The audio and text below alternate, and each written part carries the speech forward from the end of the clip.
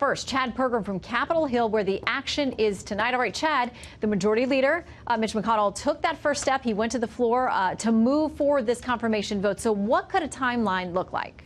Well, the Senate Majority Leader Mitch McConnell initiated a 4-day process. He's repeatedly said he wants to have the confirmation vote this week. So he had to initiate this process tonight before midnight. And what he did, the term of art here on Capitol Hill, is filing cloture. That's an effort to limit debate. So he filed that tonight.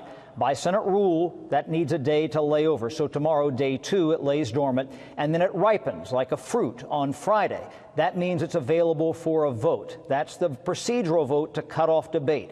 It needs 51 yeas. In the old days, last year, 2017, when they were dealing with Neil Gorsuch for the Supreme Court, Mitch McConnell lowered the bar to end filibusters. It used to be 60. It's now down to 51. And so if you have invoked cloture on day 3, Friday, voted to cut off debate, then a 30-hour clock begins to run. That's all the time that the minority, that opponents of the nomination can consume until it culminates in a confirmation vote, probably on Saturday, 30 hours thereafter. Now, Shannon, the Senate rule says you vote on cloture 1 hour after you come in.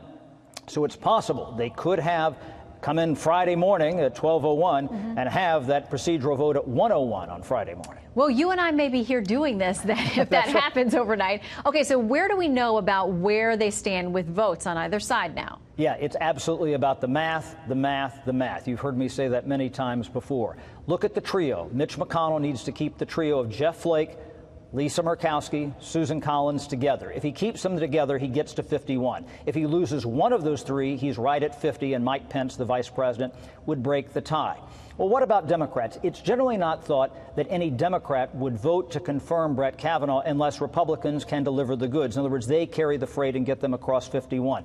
I talked earlier with Joe Manchin, a Democratic senator from West Virginia. He's in play. Listen to what he had to say about his vote.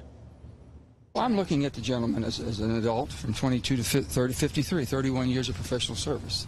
I'm looking at him as a father, as a person in the community, how he interacts with his community. I'm looking at a little bit of everything. I'm trying to put the human side to it. So Joe Manchin is in play. I would also look at Heidi Heitkamp, the Democrat from North Dakota. Those are the two main operatives in the Democrats that might be in play to vote for Brett Kavanaugh, Shannon.